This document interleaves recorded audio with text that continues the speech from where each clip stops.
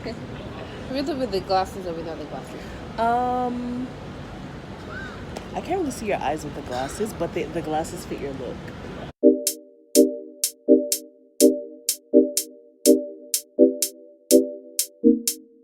Hey guys, welcome back to Tea Time with AX. We don't always drink tea, but honey, we spill tea.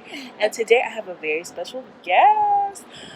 So, before I tell you what we're talking about today, I'm just gonna let our special guest introduce herself, but I think you guys are really gonna enjoy this video. So, Hi, my name is Karima Odabode, and I'm a spoken word artist and also an activist. I'm currently a youth champion for One Campaign. One Campaign is an international organization which is committed to end extreme poverty in Africa. And then, as an activist, I'm really, really passionate about ending poverty in Africa. and she also uses her spoken word to raise awareness about these issues. So, like, I be on her Instagram. Sorry, guys, we're in Lagos. Remember? Sorry. I like stalk her Instagram. I'm constantly looking for her poems and things like that. So I'm just so happy to have her here with me today. So if you haven't been on social media recently, but of course you and I have been on social media recently, there's been kind of like, I wouldn't call it a scandal, but I would say like an uproar. So True. this couple, Gloria Osei, and he literally, everyone has just been calling him Muyiwa. Like, they don't even bother to get his last name. I guess it's kind of irrelevant. But basically, there were some issues with the way that they deal with their staff and things like that. And ultimately, former staff members kind of came out and spoke on it. So one thing about Tea Time with Egg is people ask her, oh, sorry, you interrupted our video. He interrupted our video, guys. Huh. Yeah. One thing about my channel is a lot of people watch because they want to know what life is like here in Nigeria. I didn't talk about my experience working here and kind of how it impacted mental health, like a mental health and that kind of thing. So let's talk about like your worst experience, because really it's not just like working, it's specifically with like leadership, like your boss, your employer, that kind of thing. So before I get into my whole spiel, I'd be interested in hearing your experience. I mean, we talked a bit about it off camera, but Well, Nigeria is a country on its own, obviously, and then there are like sort of like unique people out there and the way they do their things. I've had my share of toxic employers. I think I was in my year 3 at the university, and then I was quite, have this energy. I really want to work. I really want to see how it is like, and then I sent in my application and it was bam, my CV bam. She loved it. And then the first day of work was interesting. I was able to work remotely, and then it just meet once in a while, and the work was amazing. So something that I'm really passionate about, and I'm still passionate about it. The experience I had with her did not die than the passion I had for it, and then I can remember anytime I see her call, I'm like, okay, what does she want to say again today? And then it got so terrible that there was a time I was with my friend and my phone was ringing, and I'm like, I really don't know. I don't want to know who's calling. I don't want to see my phone. Like, just take the phone away, take it away. I just want to like hide away from the wall. It was that bad because the kind of anxiety she was giving me was so terrible. And then it took me a while to like summon the courage. Like, no, this is not meant for me. This is not something I want to put up with. And very well, I was able to like draft out my resignation letter. Like, okay, I feel this is not where I'm going to be. This is not where I want to be. And then the experience was not something that I really want to subscribe to. And then I had to like call myself to all the like, you're not going to allow this to trap you, or push out the whole energy, the whole passion you have for it. And apparently, yeah, even after sending the resignation letter, it wasn't an easy ride. It was a roller coaster. Like, months after, weeks after, I noticed that the kind of energy I possessed was no longer there, and then that wasn't the me. Like the shout, the scream, you haven't done this, you have to meet this deadline, and then she giving me deadlines she herself cannot meet. Like, you're giving me work this minute, and you really want me to do it the next minute. Like, I'm not superwoman. Like, even if I'm superwoman, there's this, I don't know, there's this amount of time you should give me. Coupled with the fact that I'm doing this biz, it's partly volunteering. It wasn't really for the pay, and there was actually no pay. there was no pay. It was just, I really want to do this. I want to give you. I mean, I want to give you my energy. I probably don't want any money from you. And I felt, even if you are paying me, you should treat me with respect. That's something you should. Now, adding to the fact that you're not paying me, and then you felt that you could shout at me, you could send mails to me on the midnight, and they want I mean, you want whatever you send returned to you in the morning. Like, that experience was something I don't want to like. I don't want it for anyone I like, not even anyone I really do not like. That was something not so good, you know. But then that's something that happens in this kind of setting, and the people who are not talking about it, they feel that this is a privilege. At least you have a job. Well, just you have a manage job, it but like then that. you keep on, going to your house with so much doubt. A headache every time. It's so crazy. I don't know anybody who cannot relate, especially to the phone call thing.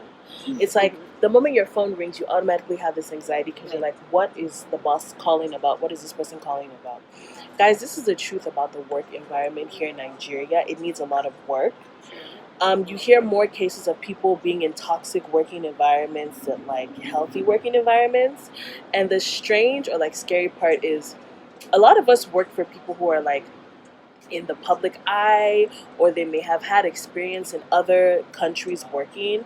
And I'm not saying that the work environment is not toxic in like the US or something, but there's certain things that just cannot happen or will not happen. Definitely. I think there's a mentality of like, the employer thinks I'm paying this person, so I have to get my money's worth, and like, I'm paying you, so you have to do whatever I say.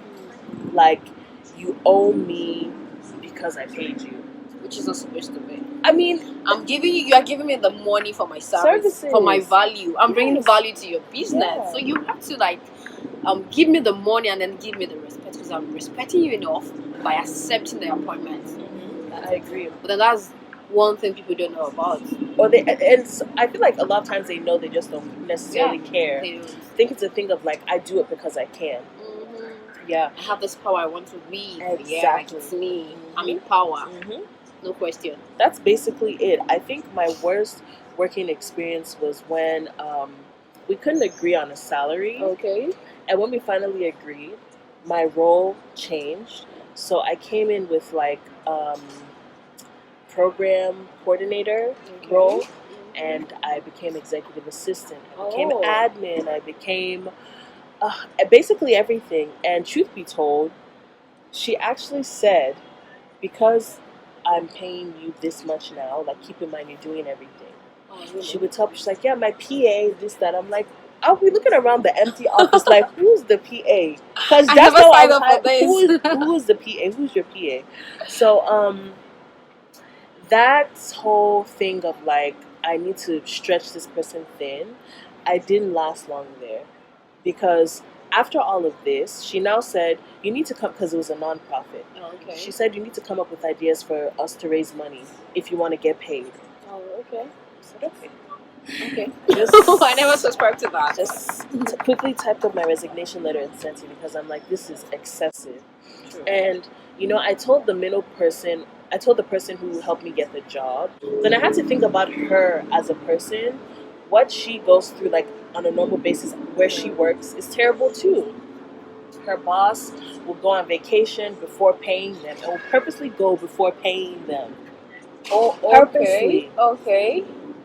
And when she's in the office, she's shouting their heads off. You guys are useless, you guys are this, you guys are that. And then expecting, these are people who are trained in accounting and things like that. You're asking an accounting person to print things, label envelopes and stuff. Come on. It's like complete abuse of power. So, I mean, I guess we've kind of talked about the worst experiences, but you kind of just segued into the other point. Yes. So what has been your best? I currently work with some set of people. They are Nigerians. And then the way they treat me, the way they relate with them, like, this is like the standard way of talking to your employer. This is like, to your employee. Employee, yeah. Okay, I can remember another episode. I feel that was one of the episodes that that took me out of the kind of the visual. Let me just say the employee sort of like misconception. There was this guy I was working with. I still work with him on a part-time basis. I was sick. It was during the December period, and then I was really sick. I couldn't do something I was supposed to do, and then he called me like, okay, why haven't you turned this thing out? I'm like, I think I'm sick, and then I won't be able to do it. I'm like, I'm sorry, don't worry, just don't do it. I'm going to do it for you. Then the next day, he called, or did he call my sister? Then he had to my home address, and he needed to come and pay me a visit. Wow. And I was like, oh, okay. And then there's this person out there that do not mind. She doesn't want to know if I'm sick. What she just wants to just get the job done. Job done. Yeah, that's very good. I still work with the person, and he has been really good to me. And then there's this other side of people I work with. The way they treat people, it's really amazing. And I feel that they should be like, there should be a standpoint for employers. But on how to- what's their age group? What age group are they? They'd be like our age Well, group, right? 20s or 30s? not the 20s. I feel there's one person, she's female, and then she's about 40 something or thereabout. Wow. Yeah. Because I know like our age group is a little different because, And then the other set of people should be in their 30s, late 30s. yeah, because I know working especially with like significantly older, like, 50s and stuff, even though they have that exposure, they don't care. But then They don't. us who have gotten that exposure, I think Yeah, we're they're trying to doing a make little everything better. bit. Yeah. So as you guys heard, Karima also she goes by Lady Karima. That's her Yeah. spoken word, Karima. Yes. And she does spoken word, she does poetry, and she actually has a piece that she's going to be sharing with us. But thank you so much, Karima, for coming to talk to us today. I'm so glad. Where can we find you on social media? Yes, on Facebook, it's Karimot or Debode. On Twitter and Instagram, it's Lady Karima, Lady_Karima. Okay. Waiting for you. Yes, feel free to follow her, and I'm going to put all of her info down below and probably somewhere here, somewhere down there, somewhere over here. And yeah, thank you guys so much for watching. I can't wait to see you guys next time. I'm going to try to be more consistent, but these kinds of things encourage me to be more consistent and also talking to you guys, don't get me wrong. So if you haven't already, please don't forget to subscribe, don't forget to like, don't forget to comment and share. If you have any questions or concerns, or if you have any personal experience working here in Nigeria that you think we need to hear and other people watching need to hear, please let us know down below. Yeah. So I'll see you guys next time. See you later.